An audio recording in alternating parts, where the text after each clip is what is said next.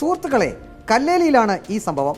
Video record ചെയ്യുന്നതിനിടെ ഈ രണ്ട് യുവാക്കൾ പറഞ്ഞു തുടങ്ങുന്നത് ഇങ്ങനെയാണ്. പത്തനംതിട്ടയിലാണ് സംഭവം. ആനയെയാണ് നിങ്ങൾ കണ്ടുകൊണ്ടിരിക്കുന്നത്. വിവരണം തുടരുകയാണ്.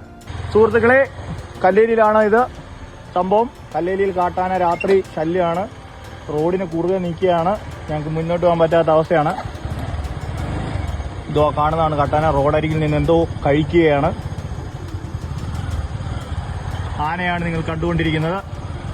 ഇച്ചിരി മുന്നോട്ട് പോട്ടെ അമീറിന. കുറച്ചെടുത്തോട്ട് പോകണ്ടേ, തീരെ വരും. കാണാൻ പറ്റും. ആ ബ്രൈറ്റ് അടി മതി.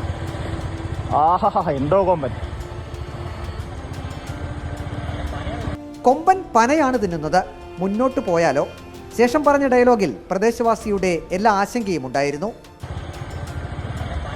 പനയാ തിന്നുന്നത്. പോകാൻ കുഴപ്പമൊന്നുമില്ല. നമ്മൾ ചെല്ലുമ്പോഴാണ് ചാടിയാലേ ഉള്ളൂ.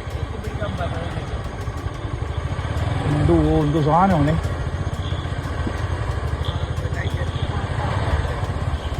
അതിന് വെട്ടം കണ്ണി അടിക്കുമല്ലോ രാത്രി. ആ, പുറമോട്ട് പോവാ.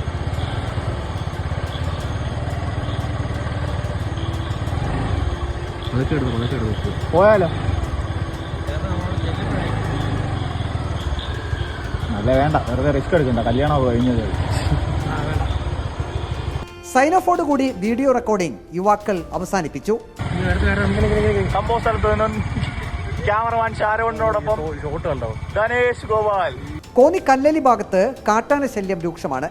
പ്രദേശവാസികൾ ജീവൻ പണയം വെച്ചാണ് രാത്രിയിൽ ഈ വഴിയിലൂടെ വീട്ടിലേക്ക് മടങ്ങുന്നത്. ഏത് നിമിഷവും കാട്ടാന മുന്നിലേക്ക് എത്താം എന്ന അവസ്ഥ. റിപ്പോർട്ടർ, പത്തനംതിട്ട.